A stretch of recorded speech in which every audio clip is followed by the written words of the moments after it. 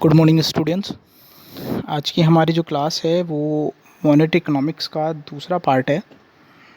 इस पार्ट में पहले हम पढ़ रहे थे डिमांड फॉर मनी, जिसमें हमने बात की थी कैम्ब्रिज और फिशर के साथ साथ क्लासिकल अप्रोच की। उसके बाद का जो हमारा इससे पहले का जो लेक्चर है उसमें हमने कीन्स की लिक्विडिटी प्रेफरेंस की अप्रोच की कैलकुलेशन की थी कि कीन्स ने अपनी जो पुस्तक है general theory employment interest and money में ये लिक्विडिटी प्रेफरेंस शब्द का प्रयोग किया था, और उन्होंने इस प्रयोग शब्द के माध्यम से हमें डिमांड फॉर मनी यानी मुद्रा की मांग को बताने का प्रयास किया। और ये बताने का प्रयास किया कि मुद्रा की जो मांग होती है वो तीन प्रकार से होती है। पहली होती है ट्रांजैक्शन मोटिव, दूसरा होता है स्पेक्यूलेटिव, और तीसरा प्रिकॉशनरी।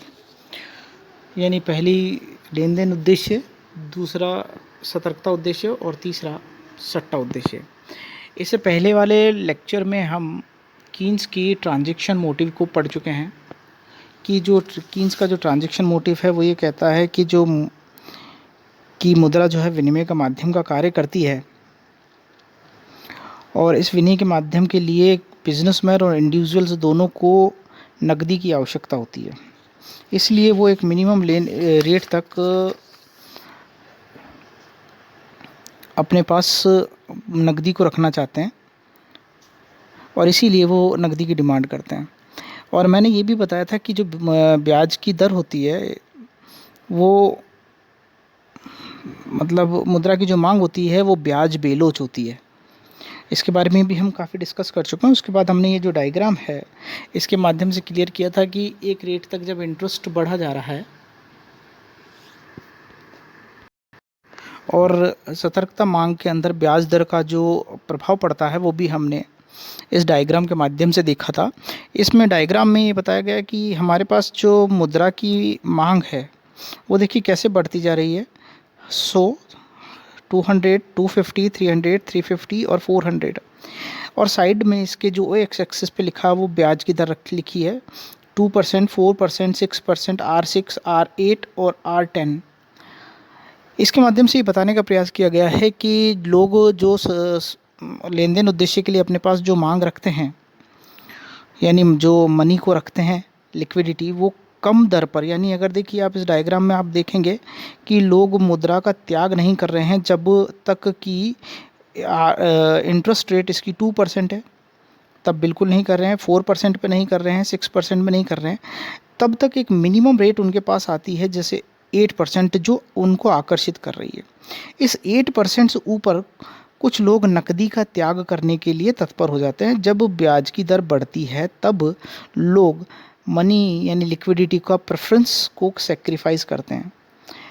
अगर 8% से रेट ऑफ इंटरेस्ट कम होती है तो लोग नकदी लेन देन को अपने पास रखेंगे, लेकिन 8% से ज़्यादा होने लगेगी ब्याज की दर तो अधिक कमाने के उद्देश्य से लोग अपने पास जो सतर्कता जो लेन देन के लिए जो मुद्रा रखी गई है उसको अधिक ब्याज दर पर ही वो त्यागेंगे। मतलब अगर किसी की डिमांड फॉर मनी है, और वो डिमांड फॉर मनी का मतलब हो गया कि वो अपने पास लिक्विडिटी को रख रहा है, लेकिन एक मिनिमम ब्याज दर होती है तब तो वो अपने पास ही रखता है, लेकिन अगर उसको ज़्यादा लालच दिया जाए और ज़्यादा ब्याज की दर प्राप्त हो तो वो ज़रूर अपनी जो नकदी है जो उसने लेन देन उद्देश्य के लिए रखी है उसको ज़रूर त्यागेगा,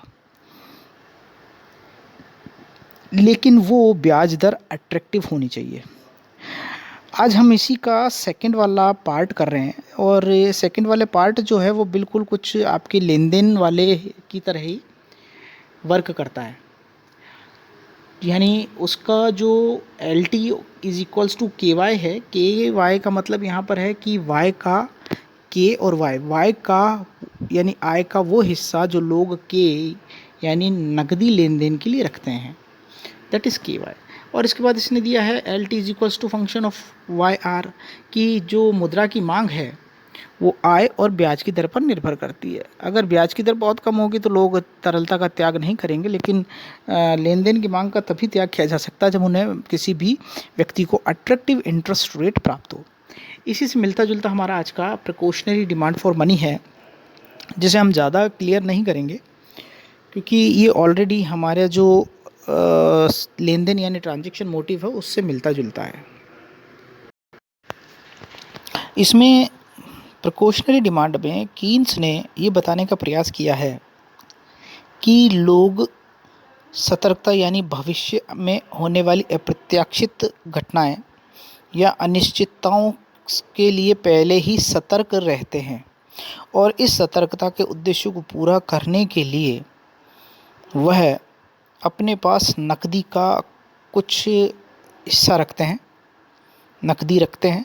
इसी नकदी को रखने के लिए का वर्ड है डिमांड फॉर मनी, यानी वह लोग यानी बिजनेसमैन हो या फिर व्यापारी हो, ये दोनों यानी इंडिविजुअल्स और बिजनेसमैन, ये दोनों अपने पास नकदी को रखते हैं, डिमांड फॉर मनी यानी मुद्रा की मांग करते हैं, क्योंकि भविष्य में अप्रत्याशित घटनाओं से लड़ने के लिए वो पहले से ही तैयार रहते हैं। और कुछ रिजर्व में भी रखते हैं वो इसके लिए पैसा। यदि कोई इंडिविजुअल है तो वो किसी बीमारी, दुर्घटना, बेरोजगारी, अनफोर्सीन कंटीजेंसीज आदि के लिए मुद्रा की मांग करते हैं, अर्थात नकदी के रूप में रखते हैं। इसी प्रकार जो व्यापारी होता है वो अपने पास भी यानी बिजनेसमैन भी अपने पास भी नकदी रखता है, डिमांड करता है मनी की, क्योंकि वो अप्रत्याशित सौदों का लाभ उठाने के लिए अपने पास नकदी रखता है या भविष्य में होने वाली कोई अप्रत्याशित घटना के लिए रखता है। तो सतर्कता उद्देश्य में मतलब ये मानकर चलिए कि सतर्कता उद्देश्य एक प्रकार से वह मुद्रा है जो कुछ पानी के समान है, जो तालाब में रिजर्व में रखा जाता है। यदि हम कोई तालाब या डैम की बात करते हैं तो उसमें एक रिजर्व वाटर रखते हैं कि इतना तो मिनिमम होना चाहिए, इसके बाद अगर नहीं हुआ तो स्थिति खराब हो जाती है। तो लोग रिजर्व में अपने पास नकदी को रखना पसंद करते हैं।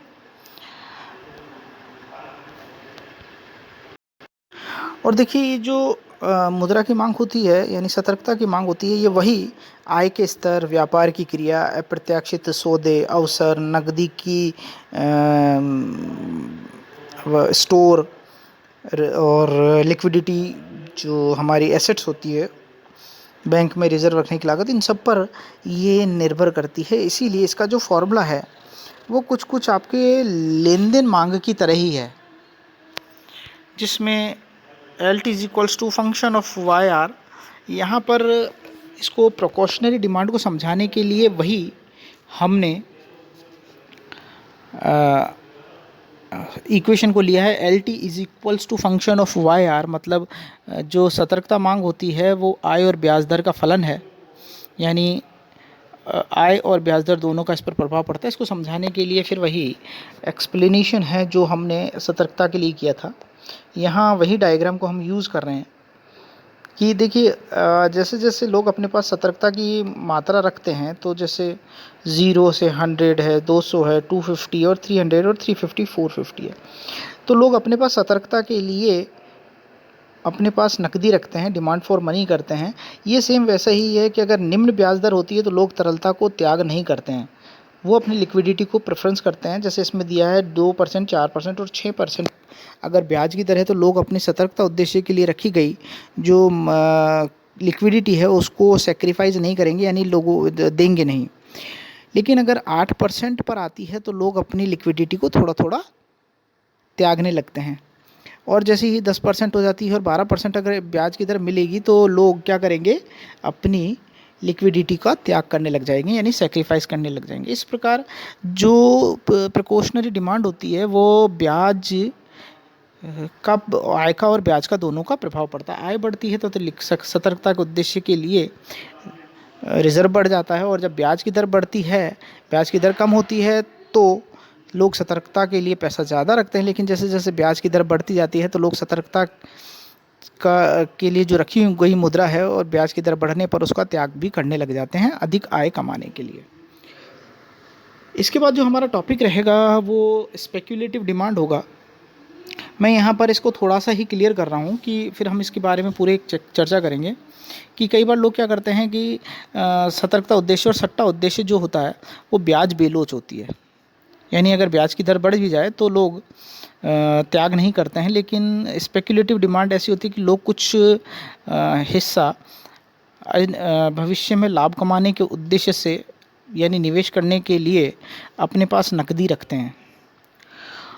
ये क्या करते हैं कि इस नकदी को व्यापारी बॉन्ड में या सट्टा या कहीं पर भी इन्वेस्ट करता है और अधिक से अधिक लाभ कमाने का कार्य करता है। तो इस प्रकार कीन्स ने ये बताया कि लोग मुद्रा की जो मांग है वो 3 प्रकार से करते हैं: सतर्कता के लिए, लेन देन के लिए और